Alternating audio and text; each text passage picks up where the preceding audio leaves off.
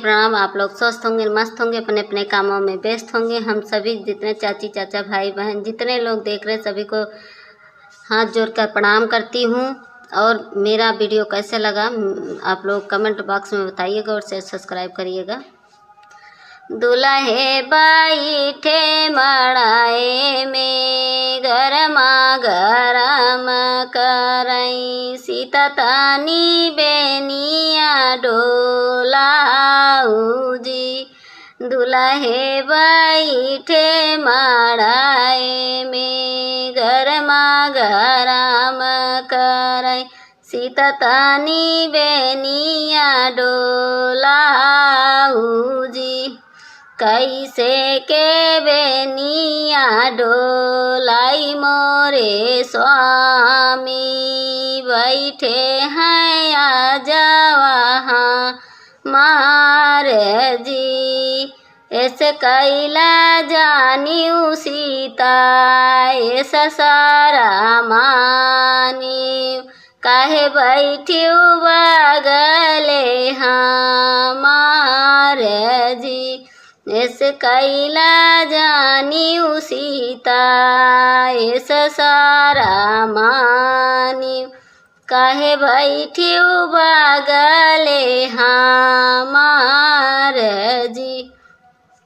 हाथवा में कुशल के संकल्प है आजवा, तब बैठे बगले तो हार जी। हाथवा में कुशल के संकल्प है आजवा, तब बैठे बगले तो हार जी। होतै सुबेरा सीता डोलिया फनाउबै, देखि लेबै सारा मातो हार जी। होतै सुबेरा सीता डोलिया फनाउबै, देखि लेबै सारा मातो हार जी। दुल्हे बैठे मड़ाए में गरमा गरम करई, सीता तानी बेनिया डोलाऊ जी। कैसे के बेनिया डोलाई मोरे स्वामी, बैठे हैं बापई हमारे जी।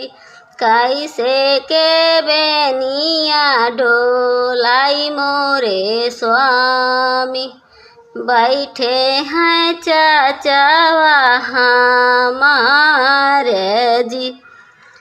ऐसे कैला जानियू सीता ऐसा सारा मानियू, काहे बैठियो बगले हमारे जी।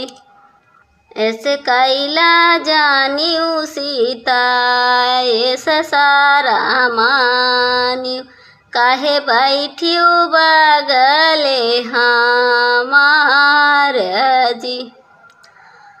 हाथवा में कुशल के संकल्प है बापई, तब बैठे बगले तो हार जी।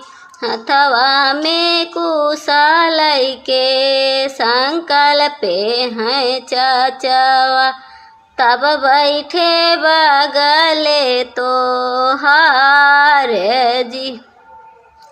ऐसे कैला जानियू सीता ऐसा सारा मानियू, काहे बैठियो बगले हमारे जी।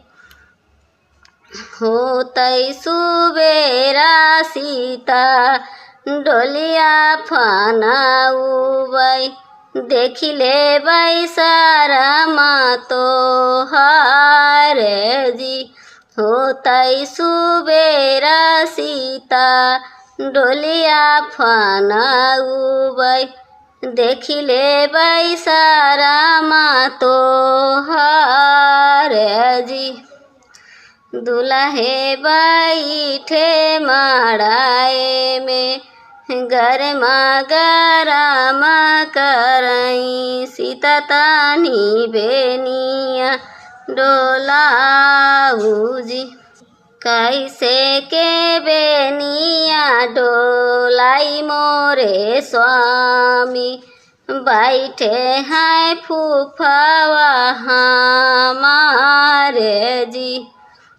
ऐसे कैला जानियू सीता ऐस सारा मानियू काहे बैठियू बगले हमारे जी।